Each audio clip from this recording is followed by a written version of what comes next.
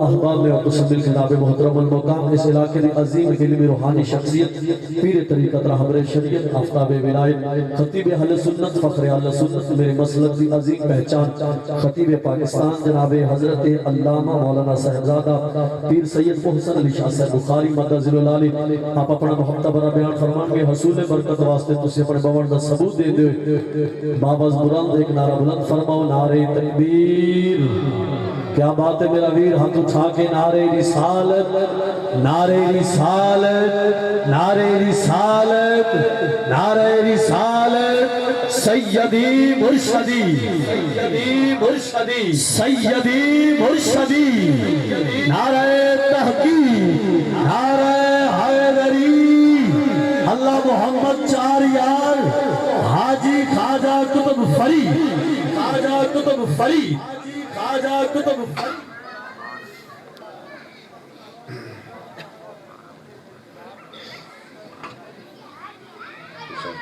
بیٹھا اتنے پہ ہاں ایک تو ایک خطہ تو چلو گیا میں آپ نے نہیں گرانے لگا ان الحمد للہ نحمده ونستعینه ونستغفره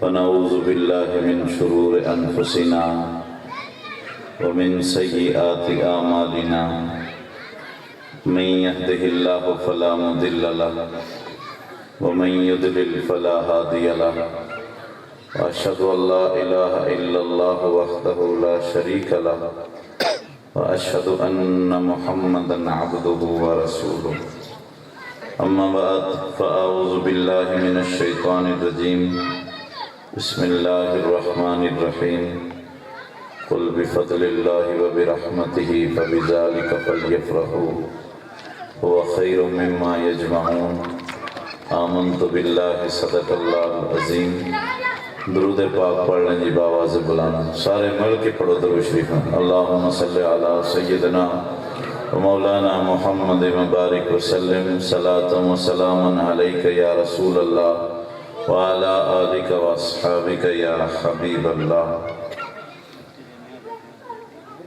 بعد حمد و صلاة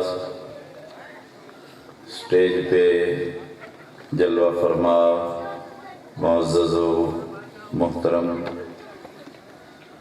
شخصیات ثناخان مصطفیٰ نقیبان محفل علماء ذیشان اور معزز سامعین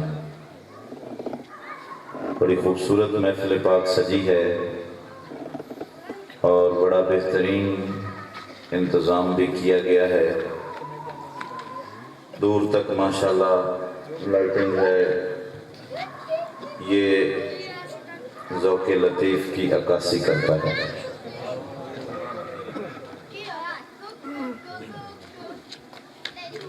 حضور کے میلاد کی بے پناہ برکتیں ہیں اور ہم نے اس کے بڑے مشاہدے کیے ہیں میرا بڑا بیٹا پیدا ہوا تو بیمار رہتا تھا 10 مہینے بیمار رہا بڑے علاج کروایا ٹھیک نہیں ہوتا تھا رات کو جلوس سے میلاد آیا بچوں کا تو 10 مہینے کا تھا بھیج دیا جلوس کے ساتھ تو وہاں بچوں نے اسے یہ ڈبے والے جوس جو ہوتے ہیں دکانوں سے وہ پلایا ڈاکٹر نے سخت منع کیا اور اسی جوس سے ٹھیک ہوا آج 13 سال کا ہو گیا کبھی بیمار نہیں ہوا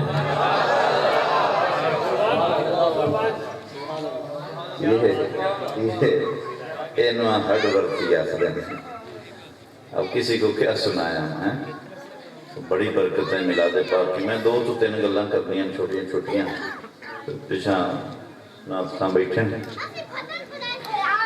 تو بڑی برکتیں میلاد کی مصر میں ایک کتاب چھپی تھی 100 سال پہلے مجموع اللطائف الانسی عربی کے اندر اس میں لکھا ہے کہ ایک مصر کا خاندان ہر سال حضور کا میلاد کرتا تھا لیکن وہ بیچارے غریب تھے، 2-4 مہمان گھر میں بلا کے کوئی کلو 1 چاول پکا لینے، بس نعت ایک عد پڑھ لینی، میلاد ہو جانا۔ اچھا یہ بات یاد رکھیں، وہاں انتظام کی قلت و کثرت نہیں دیکھی جاتی، عشق کی بہاریں دیکھی جاتی ہیں۔ شاہ ولی اللہ کے والد نے چنوں پہ حضور کا میلاد پڑھا تھا، تو خواب دیکھا کہ چنے حضور کے سامنے پڑے ہیں اور سرکار انہیں دیکھ دیکھ کے مسکرا رہے ہیں۔ شاہ ولی اللہ نے کوئی مولوی رد نہیں کر سکتا۔ تمام جہان دے اہل حدیث، تمام جہان دے دیوبند، تمام جہان دے بریلوی، یہ رل کے بھی شاہ صاحب نو رد، اور ہندوستان میں پہلی شخصیت جنہوں سارے منیا، ورنہ کوئی ایک بندہ بھی نہیں جنہوں سارے منیا، کوئی نہ کوئی اختلاف موجود ہے، ٹھیک ہے۔ تو بہرحال وہ خاندان میلاد کرواتا تھا حضور کا، 1 سال اللہ نے پیسے دے دیے، مال آ گیا، انہوں نے بڑی سطح پہ میلاد کروایا، نعت خواں بلائے، خطیب آئے، نعتیں پڑھی گئیں، لنگر تقسیم ہوا۔ اس گھر کے ساتھ جو قریب کا گھر تھا نا، وہ یہودیوں کا تھا۔ شام کو یہودین عورت آئی، مسلمان عورت کے گھر، بہن آج کیا تھا تمہارے گھر میں؟ بڑی آوازیں آ رہی تھیں، کبھی بلند ہوتی تھی کبھی آہستہ، کیا تھا؟ اس نے کہا آج ہمارے نبی کا میلاد تھا۔ کہ تمہارا نبی کیا تھا، کیسا تھا؟ کہنے لگی بہن کیا بتاؤں، کانٹے بچھانے والوں کی راہوں میں پھول بچھایا کرتا تھا، پتھر مارنے والوں کو دعا دیتا تھا، جس کا کوئی نہیں ہوتا تھا اسے سہارا دیتا تھا، اس نے تو جانوروں کے حقوق بھی متعین کیے تھے۔ دنیا کے ٹھکرائے ہوئے اس کی چوکھٹ پہ جاتے تو ایک جانواز تبسم سے سب کے دل جوڑ دیا کرتا تھا۔ حضور کی شانیں بتانے لگی، تو جے حضور دی سیرت پڑھی اسی نا تو کسی نے دسان گے کہ ساڈا نبی جی سرکار کے کا تعارف جو صحیح کرا جاتا ہے نا، وہ ایمان تقسیم کرتا ہے، گویا وہ ایمان تقسیم کر رہا ہے جو حضور کا صحیح تعارف ہے۔ یہ تعارف ہی تو تھا جو حبشہ میں کرایا حضرت جعفر طیار نے۔ ہاں جی، میں اس بات کے ساتھ اسے ریلیٹڈ کر دیتا ہوں اور اس کے بعد پھر ایک بات کروں گا۔ یہ بات ذرا سن لیجئے، اس کو چھوڑے مصر والی، یہیں سے جڑتے ہیں۔ اعلان نبوت جب ہوتا ہے تو اعلان نبوت کے 5ویں سال ظلم و ستم حد سے بڑھ گئے، اور ابو جہل نے حضرت عمار بن یاسر کی والدہ حضرت سمیہ کی اس جگہ نیزہ مارا کہ میں بیان نہیں کر سکتا، اور وہ شہید ہو گئی۔ پہلی شہید اسلام کی عورت ہے، مرد نہیں ہے۔ تو اسلام کی خاطر پہلا خون بہا ہے وہ ایک عورت کا ہے جو عمار یاسر کی والدہ ہے۔ جب ظلم و ستم حد سے بڑھ گیا تو سرکار نے فرمایا چھوڑ دو مکہ اور حبشہ چلے جاؤ، سوڈان جڑا موجودہ سوڈان، حبشہ چلے جاؤ، وہاں کا بادشاہ نجاشی عیسائی تو ہے لیکن درد دل رکھنے والا انسان ہے، تمہیں عزت دے گا، تمہیں محفوظ رکھے گا۔ پہلے سال 11 مرد 4 عورتوں نے ہجرت کی، حبشہ کی۔ دوسرے سال 83 مرد اور 18 عورتوں نے حبشہ ہجرت کی۔ جب یہ حبشہ گئے تو کفار مکہ کو اس چیز کی تکلیف ہوئی ہونا کہ تو اتھے حبشہ جا رہے ہیں، تو اتھے جا کے اپنا دین پھیلان گے تے ساڑھے واسطے لشکر تیار کر کے ساڑھے تے حملہ کرن گے اور مکہ قبضے کر لیں گے۔ کہیں نے روکنا چاہیے۔ انہاں مکے جو سرکاری سطح تے ایک سفارت کار وفد حبشہ پہ تھے، سرکاری وفد، بڑے سارے تحائف لیے انہوں نے. اس وفد کا جو سالار تھا وہ عمر بن عاص تھا، اس وقت تک مسلمان نہیں ہوا تھا.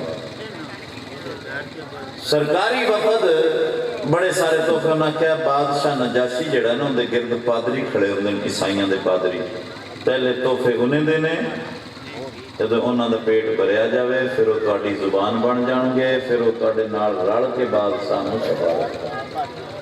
سمجھ آ رہی گل نہیں؟ تانوں ہی سمجھ آ رہی گل؟ ماشاءاللہ. یہ تحائف لے کر حبشہ پہنچے تو پہلے پادریوں کو تحفے دیے، پھر بادشاہ کو کہا بادشاہ ہمارے مکے کے کچھ سر پھرے نوجوان باپ دادے کا دین چھوڑ کے تیرے پاس آ گئے، انہیں قید کر کے ہمارے ساتھ حبشہ پہ مکہ بھیج. پادریوں نے کہا جی بالکل ٹھیک کہہ رہے ہیں جی، وہ نہ تواڈے دین نو مندن تے نہ وہ اپنے دین نو، وہ کوئی نواں ہی جادوگر آیا ہے محمد عربی نامی کوئی شخص ہے، اس کا کلمہ پڑھتے ہیں، لہذا تسی بادشاہ سلامت کرو. یہ انہوں سے بولنا جو تھا، ان کے پیٹ بھرے ہوئے تھے. بادشاہ بڑا سیانا تھا، کہنے لگا ایک کہانی نہیں سنا رہا، سیرت دی سچی حدیث سنا رہا. یہ بات آپ کورٹ میں بیان کر سکتے ہیں، اتنی پکی باتیں ہوں گی میری انشاءاللہ. اب بادشاہ نے کہا میں انہیں اس طرح نہیں دے سکتا، میں انہیں بلاتا ہوں، میں ان کی بات سنوں گا پھر دیکھا جائے گا. بلایا نا جب حضور کے صحابہ کو تو حیرت زدہ رہ گیا. پھٹے ہوئے کپڑے، ٹوٹے ہوئے جوتے، اترے ہوئے چہرے، سینے عشق محمد سے بھرپور، آنکھوں میں حیا کا تقدس، چہروں پہ ایمان کی بہار. جب اس نے ایسا کہ اے درویش پھوڑے نہیں ہو سکتے، یہ درویش جھوٹے نہیں لگتے. ہاں بھائی کون ہے تمہارا محمد اور کیا رشتہ ہے تمہارا محمد سے، کیا ہے تمہارا دین؟ تو سب سے آگے جو بڑے وہ حضرت مولا علی کے سگے بھائی جعفر طیار رضی اللہ تعالیٰ عنہ، وہ آگے ہوئے اور انہوں نے بات کی. انہوں نے کہا بادشاہ میں دل کرتا میں عربی لفظ بھی سناؤں. ایوہ الملک، اے بادشاہ، کننا قومن علی الشرک، ہم تو وہ قوم تھے جو مشرک تھے. نعبد الاوثان، ہم تو بتوں کی پوجا کیا کرتے تھے. وناکل المیتہ، ہم تو مردار کھانے والی قوم تھے. ونسیء الجوار، ہم تو پڑوسیوں کو ذلیل کیا کرتے تھے. ونستحل المحارم، ہم تو ماں بہن بیٹی کو پڑ جانے والے لوگ تھے. ثم بعث الینا نبینا، پھر اللہ نے محمد کو بھیج دیا. یہ تعارف ہو رہا ہے حبشہ کے دربار میں نجاشی کے سامنے حضور کی دعوت. ثم بعث الینا نبینا، پھر اللہ نے ہمارے نبی کو مبعوث فرمایا. من انفسنا، جو ہماری ہی نسل سے تھا، ہمارے خاندان سے تھا. بس اس نے زندگی کے معنی سمجھا دیے، اس کی زندگی انسانیت کی تفسیر کر گئی. وہ اپنوں کے لیے بھی رحمت کی اماجگاہ ثابت ہوا، غیروں کے لیے بھی رحمت کی اماجگاہ ثابت ہوا. ہم اس پہ ایمان لائے اور جیسے ہی ہم نے اپنی زندگی کو بدلا، وَنُحْسِنُ الْجَوَارِ، ہم پڑوسیوں کو عزت کرنے لگے. وَنُصَلِّ، ہم ایک خدا کے آگے جھکنے لگے. وَنَصُومُ، ہم اپنی خواہشات پہ چھری پھیر کر روزے رکھنے لگے. وَلَا نَعْبُدُ غَيْرَهُ، اور ہم نے اللہ کے سوا سارے معبود ٹھکرا دیے. بادشاہ ہم نے اس نبی کا کلمہ پڑھا اور اللہ نے ہمیں ہدایت دی. انہوں نے ہمیں وہاں چین سے نہ جینے دیا تو ہمارے رسول نے فرمایا چلے جاؤ حبشہ. حبشہ کا بادشاہ نجاشی عیسائی تو ہے لیکن درد دل رکھنے والا انسان ہے. ہم تیرے ملک میں چلے آئے. بادشاہ ہم تیرے پاس کبھی نہ آتے اگر ہمیں ہمارا رسول نہ بھیجتا تو. ہمارے رسول کی نگاہ انتخاب اٹھی ہے تو تیرے ملک پہ پڑی ہے. حضور کی نظروں میں تیرا وقار ہے. جب حضرت جعفر نے یہ تقریر کی تو نجاشی کہنے لگا واہ واہ واہ واہ نوجوان، تیری گفتگو کتنی حسین ہے، جسے تو محمد کہتا ہے، جسے تو اپنا نبی کہتا ہے، کیا اس کے پاس کوئی معجزہ بھی ہے؟ سن رہے ہو گل؟ میں بڑا پریشان ہوں بھی، تسی تھکے بہت بیٹھے ہوتے کہ بات سمجھ بھی آ رہی ہوئی ہے نا؟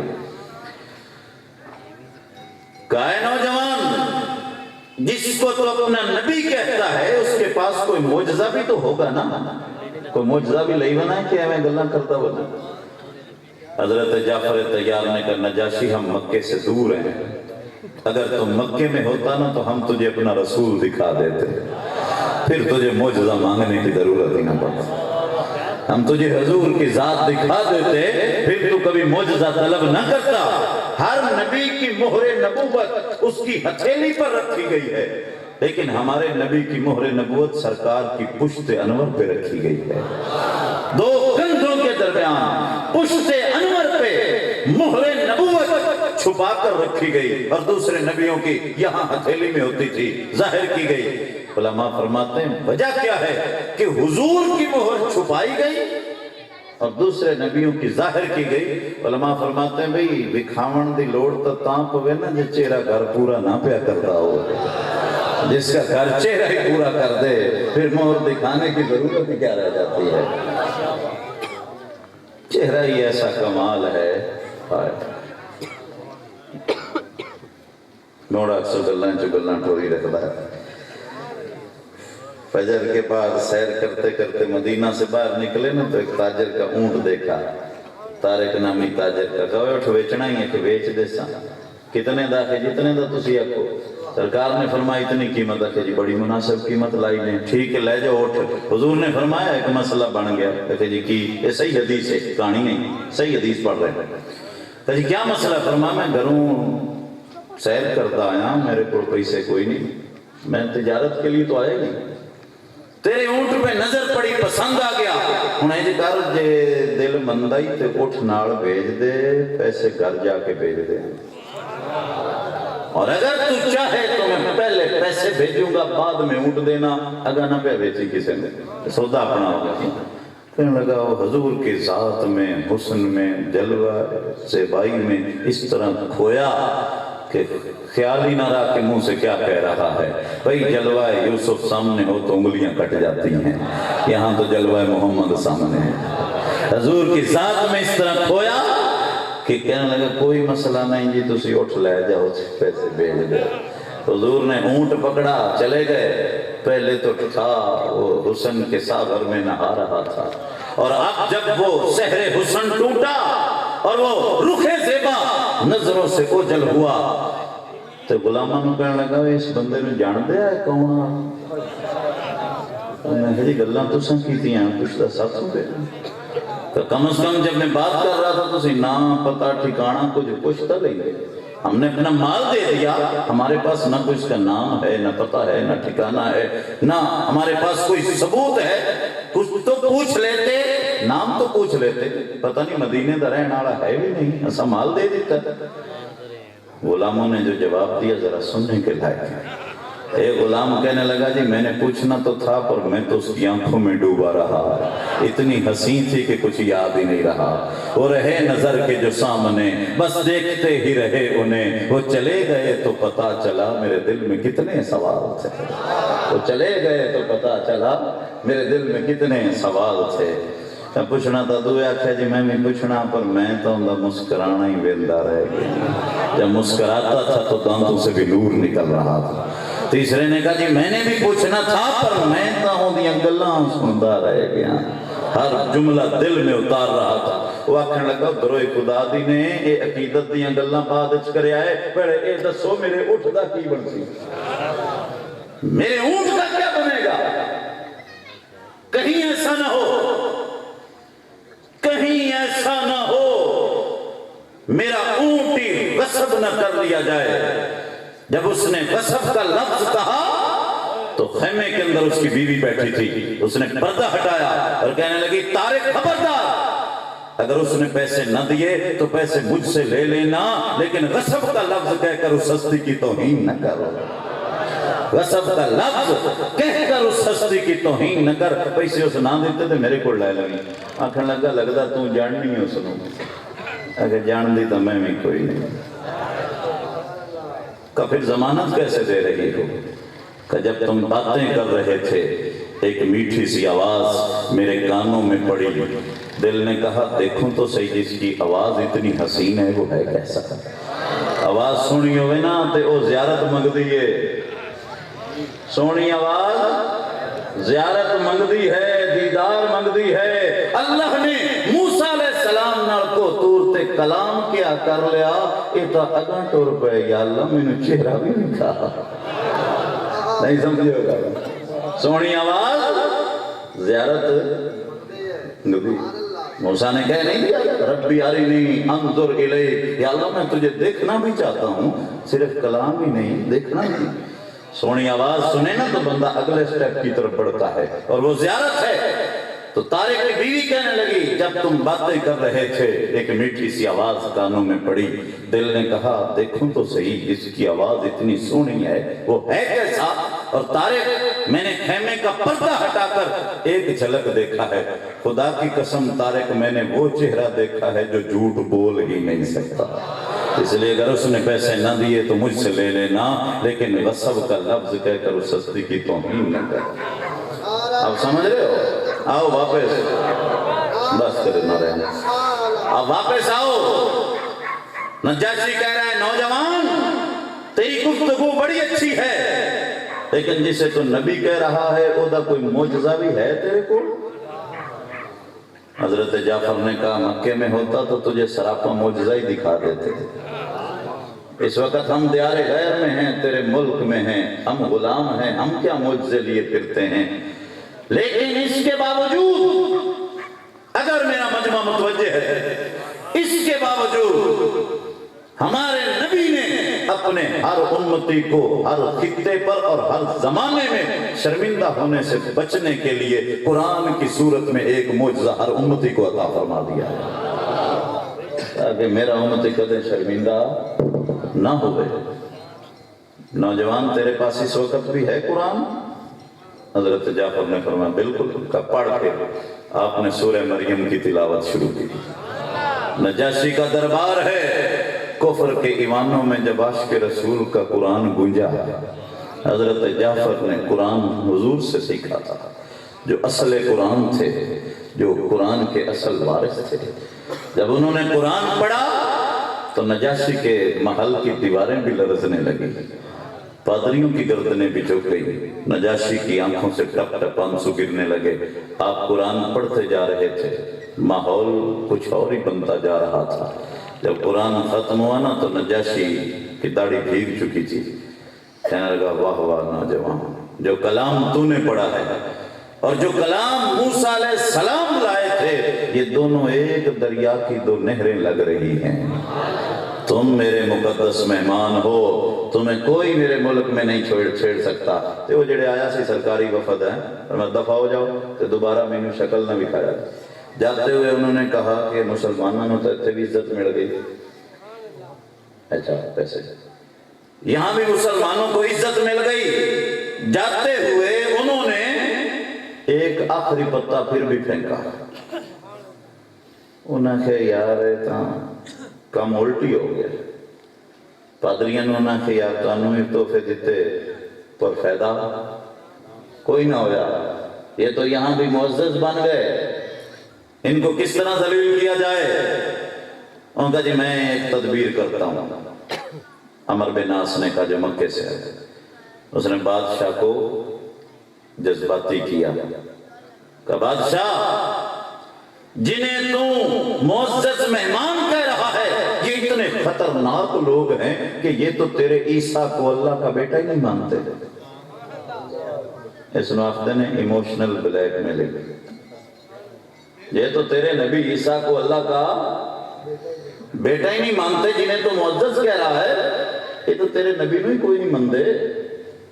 یہ کیا تھا؟ اسے بھڑکانا تھا، چونکہ عیسائی عیسیٰ کو اللہ کا بیٹا مانتے تھے. کہا یہ لوگ تو تیرے عیسیٰ کو اللہ کا بیٹا ہی نہیں مانتے، تو انہیں معزز کیسے کہہ رہا ہے. جب میں گل کی تھی نا تو پادریاں تلواراں کٹیاں جڑے نال کر سے.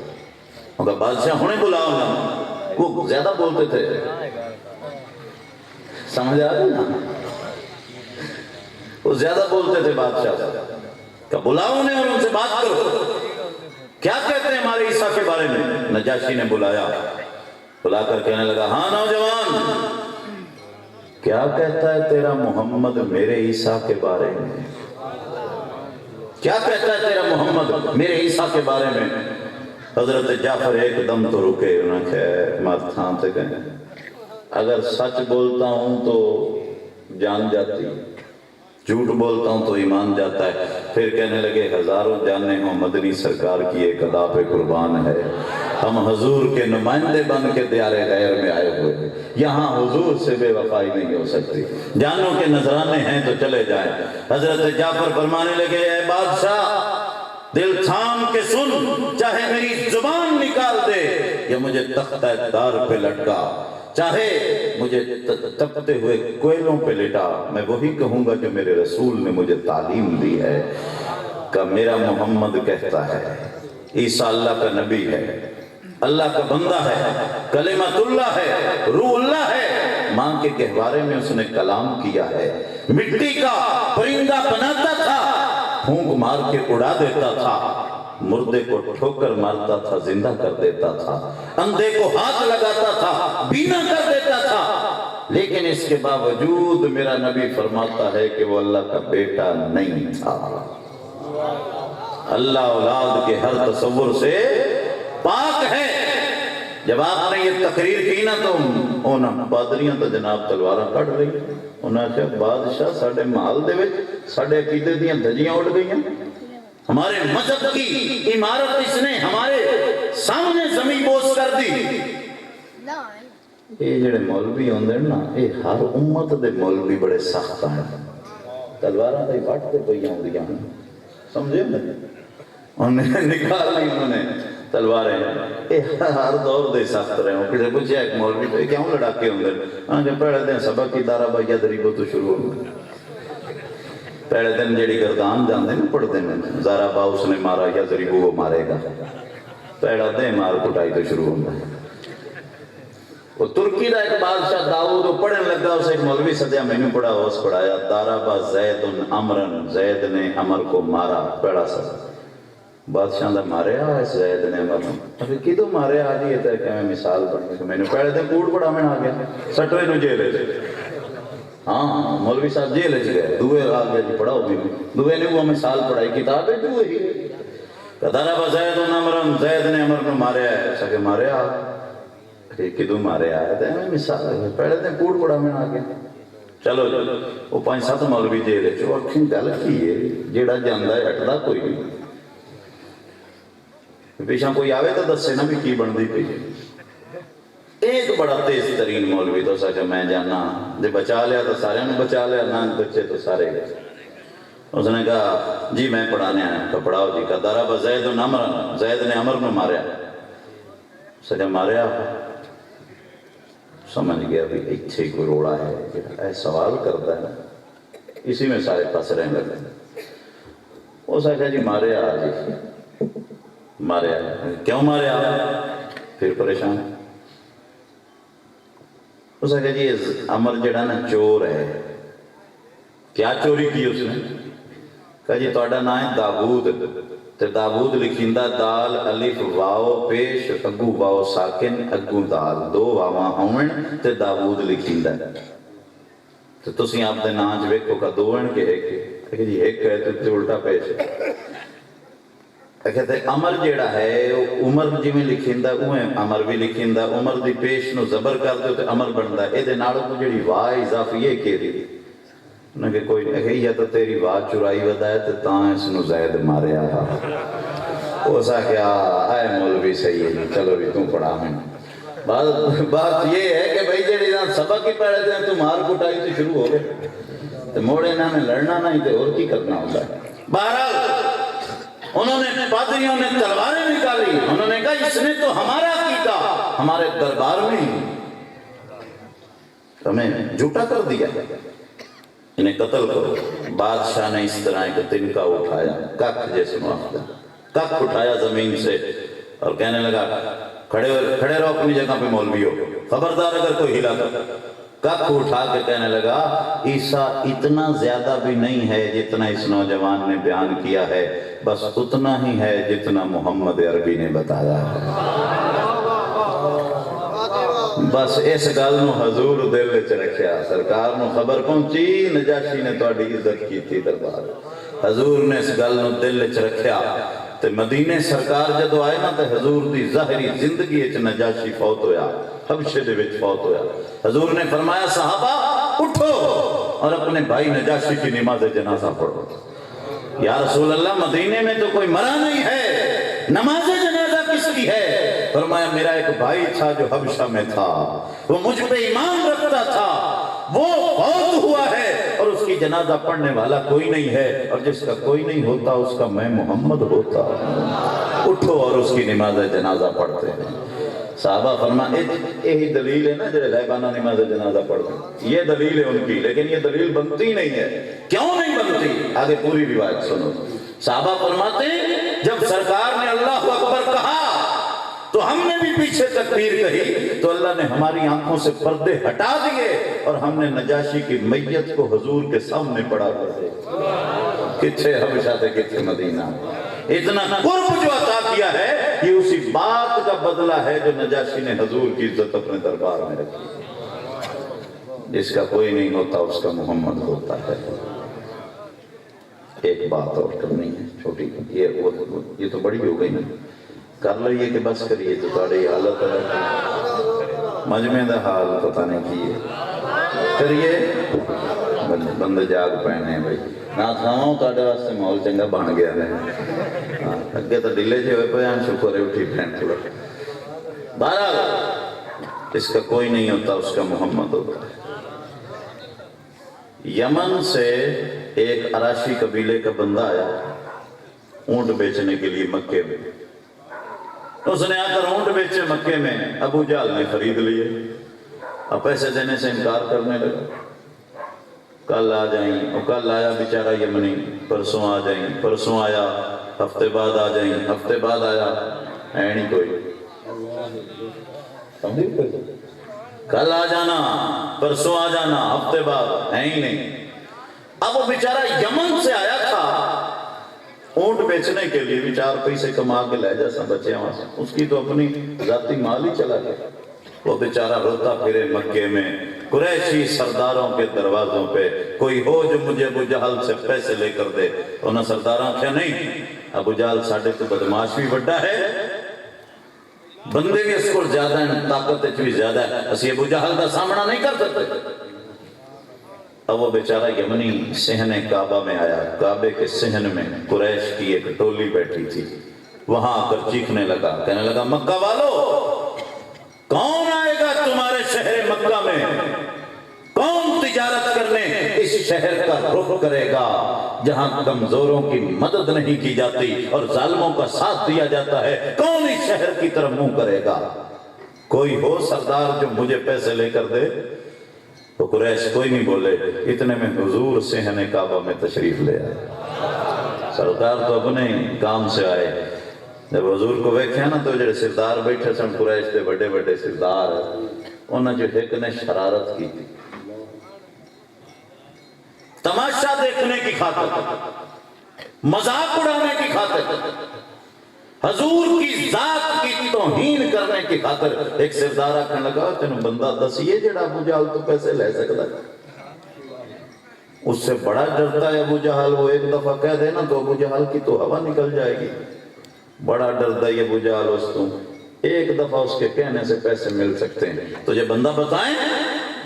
یمنی سادہ بیچارہ، دسو جی کہ وہ آدمی جو پیوند لگی کالی کملی پہنے ہوئے ہے، اس سے ابو جہل بڑا ڈرتا ہے، وہ ایک دفعہ کہہ دے ابو جہل فوراً پیسے دے دے۔ ابو جہل کتوں ڈرتا تھا؟ وہ تو اذیتیں دیتا تھا، وہ تو تکلیفیں دیتا تھا، وہ تو توہین کیا کرتا تھا، وہ تو ایذائیں دیتا تھا، محض حضور کی ذات کا تماشا دیکھنے کی خاطر انہوں نے حضور کا نام لے دیا۔ پہلی گل ہے کہ محمد ڈردے ہوئے آخنا نہیں ابو جہل، تو جی آخ دیتا تو جو حشر ابو جہل کرے گا وہ ویکھن والا ہوئے گا، تماشا لگے گا، محمد کی توہین ویکھنا۔ یہ نیت کر کے انہوں نے یمنی کو حضور کی طرف بھیجا. یمنی بیچارہ باہروں آیا, اس بندے نے پتہ ہی نہیں بچلی کہانی کی چل رہی.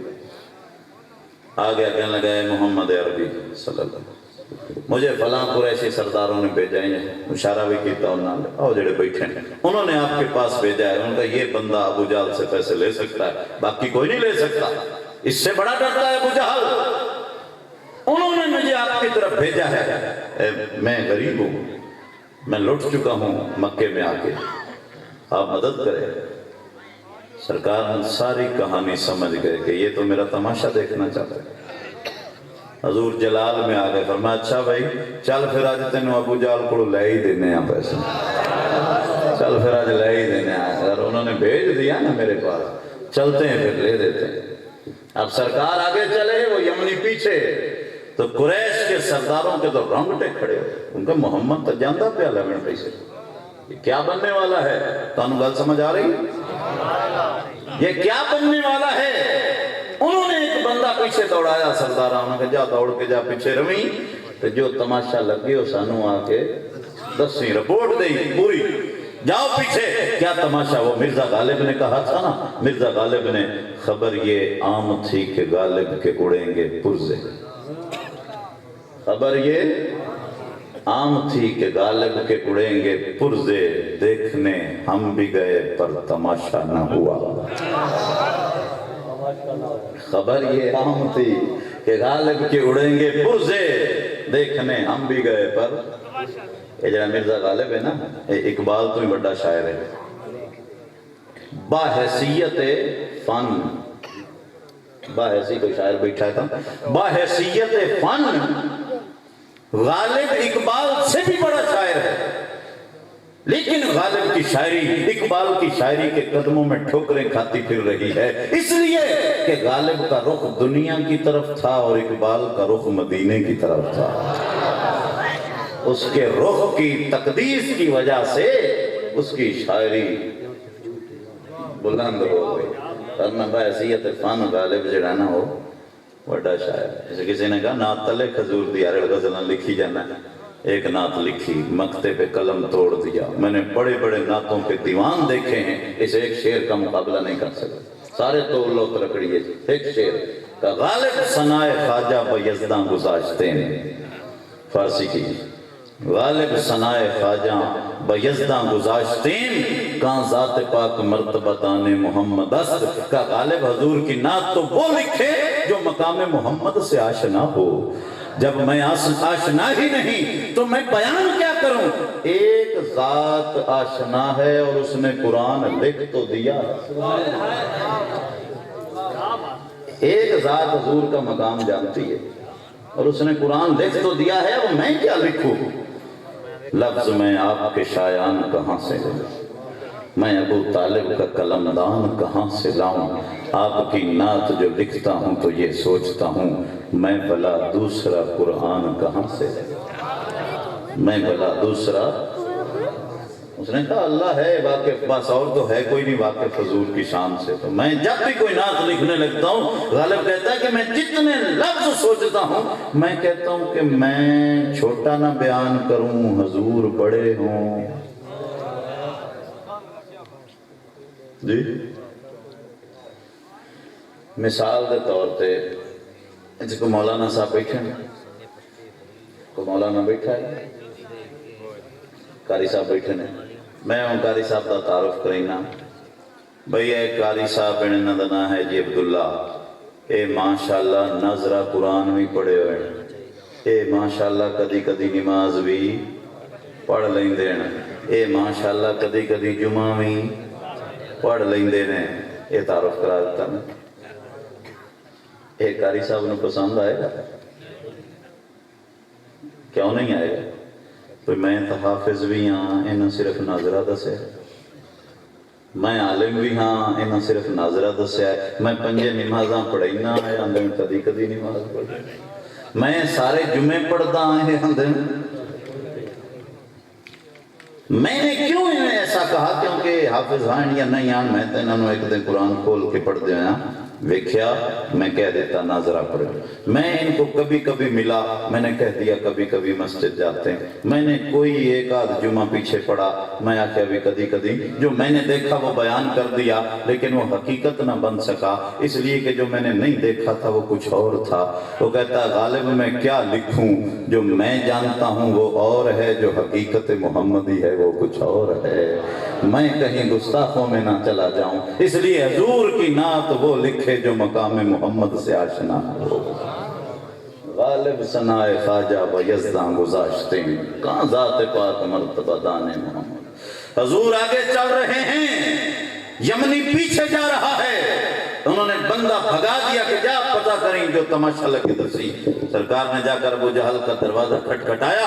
ابو جہل اندر سے کہنے لگا من دق الباب, کون ہے میرا دروازہ بجا رہا؟ حضور نے فرمایا انا محمد الرسول اللہ, میں تیرے دروازے پہ محمد آیا ہوں. کیا نام ہے یار, آتا ہے زبانوں پہ پورے جل سے ہلا دیتا ہے. آدم کہہ لو, نوح کہہ لو, ابراہیم کہہ لو, موسیٰ کہہ لو, عیسیٰ کہہ لو, یونس کہہ لو, یوسف کہہ لو, سونے آدھے نام ہی لے لو, لیکن جب نام محمد ہوتا ہے بات ہی کچھ اور ہو جاتی ہے. اس نام میں اتنی اللہ نے تاثیر رکھی ہے. سرکار نے فرمایا نا محمد, میں تیرے دروازے پہ محمد ہوں. ابو جہل کا رنگ فق ہو گیا, چہرہ زرد, یہ کیوں میرے بوئے تھے آئے. فوراً باہر نکلا, جی کیسے آیا؟ فرمایا اس یمنی دے پیسے دینے نے, جلال چہرے پہ دینے تھے ہیں.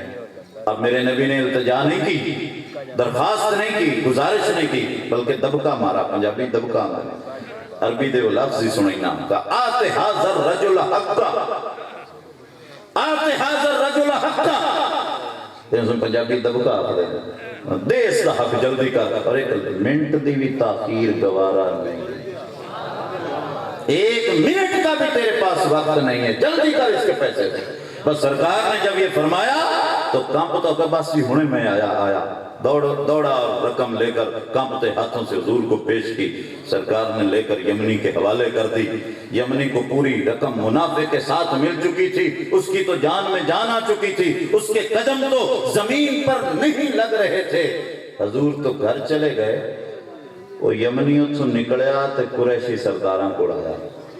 وہ جو تماشا دیکھنے کے انتظار میں بیٹھے تھے ان کے پاس آ کے کہنے لگا اے ویلے سردار بنے ودے ہو, سرداری تو محمد کو سجدی ہے, سردار تو محمد مصطفیٰ ہے. بہرحال تہاڈا شکریہ کہ تساں بندہ بڑا چنگا دسیا ہے. وہ دے ایک گل نال ہی ابو جہل پیسے دے, تہاڈا شکریہ کرنا آیا میں چنگے بندے کول گلیا نے. واقعی ابو جہل ڈرتا ہے, اس کو بڑا ڈر. یہ بات جب وہ یمنی کر کے چلا گیا نا تو سرداروں نے بڑی تکلیف ہوئی. انہوں نے جا کر ابو جہل کو پکڑا اور گھسیٹ کے انہیں کہا ذلیل آدمی, تو خود تو ذلیل ہی ہیں, تو سانو ہی ذلیل کیتا. وہ 2 ٹکے دا یمنی ساڑی من کے چلا گیا ہے, تو بڑی باتیں کرتا تھا, میں محمد کو یہ کر دوں گا وہ کر دوں گا, اور آج جب وہ سامنے آیا ہے تیری ہوا نکل گئی. تو کہنے لگا میں تو انہوں کی دساں, جب محمد آیا تھا نا تو اس کے ساتھ ایک اونٹ تھا, اور وہ اتنا بڑا اونٹ کہ میں نے زندگی بھر ایسا اونٹ نہیں دیکھا, اور میں اس کی گردن میرے مکان کے اوپر سے نظر آ رہی تھی. اور وہ کہہ رہا تھا خبردار ابو جہل, اگر ذرا سی بھی توہین رسالت ہوئی تو میں تیری ہڈیاں توڑ دوں گا. شکر کرو میری جان بچ گئی نے, اسی لڑ دے وہ جیدہ کوئی نہیں ہوندہ اس میں محمد ہوندہ. یہ بتا رہی ہے میری گفتگو اختتام کو پہنچی, لیکن وہ 2 جملے رہ گئے وہ جو ہم نے بات چھیڑی تھی. یہ چیزیں بتا رہی مسلمان عورت یہودن عورت کو کہ ہمارا نبی تو ایسا تھا, اس کا کوئی نہیں ہوتا تھا, اس کے حضور ہوتے تھے. اس یہودن عورت نے سنی نا جب یہ ساری حضور کی شانیں سنتی رہی, سنتے سنتے اس کے سینے میں عشق رسول کا ایک چراغ جل اٹھا. عورت ویسے بھی کمزور دل ہوتی ہے, ذرا سی بات پہ پسیج جاتی ہے. حضور کی عظمتیں سنی نا تو سینہ اس کا مائل ہو گیا حضور کی طرف. تو قمر مہندر سنگھ بیدی نے کہا تھا عشق ہو جائے کسی سے کوئی چارہ تو نہیں, صرف مسلم کا محمد پہ اجارہ تو نہیں. اس کے سینے میں بھی عشق کا چراغ جلا. گئی گھر, رات کو حضور کو سوچتی سو گئی. سر کی آنکھیں بند اٹھی ہوئیں, دل کی آنکھیں کھلی. خواب میں ایک میلاد دیکھا جو نورانی لوگوں پہ مشتمل تھا. اسی طرح سٹیج لگا ہوا ہے, بڑے نور بھرے لوگ بیٹھے ہیں، خوشبوئیں آ رہی ہیں، اور ایک ممبر ہے جس پہ ایک ایسی ہستی ہے جس کے چہرے سے چاند بھی شرما رہا ہے۔ وہ خواب میں پوچھتی ہے کہ یہ کیا ہو رہا ہے؟ انہاں کہ حضور دا میلاد پہ آؤں ہے۔ کہتے ہیں سٹیج تے کون ہے؟ کہ وہ تامنہ دا لال ہے جس دا میلاد ہو رہا ہے۔ کہ یہ ہیں کونین کے والی؟ کہاں؟ کہ میں انہیں ملنا چاہتی ہوں، میں سلام کرا تو جواب دیں گے؟ فرمایا مائی تو سلام کی بات کر رہی ہے، وہ تو پتھر مارنے والوں رہی ہے۔ کلمہ پڑھا اور ایسے والہانہ شوق سے کلمہ پڑھا کہ کلمہ پڑھتے پڑھتے خواب سے اس کی آنکھ کھل گئی۔ جب بیدار ہوئی تو بیداری میں بھی زبان پہ کلمہ جاری تھا۔ اچانک اس نے سنبھالا، اسے کہا سنبھال، اے تیرے بچے پہن، اے تیرا خامندے تے یہودی ہے، اگر یہ جاگ پڑا تو انہیں تین ڈنڈیاں نال سے جا کر تو کلمے پڑھ رہی ہے۔ پھر سوچنے لگی کہ میں تو مر گئی، کلمہ بھی میں نے پڑھ لیا، عشق بھی سینے میں آ گیا، اب میں کیا کروں؟ نہ بچے چھوڑ سکتی ہوں، نہ دین محمد چھوڑ سکتی ہوں۔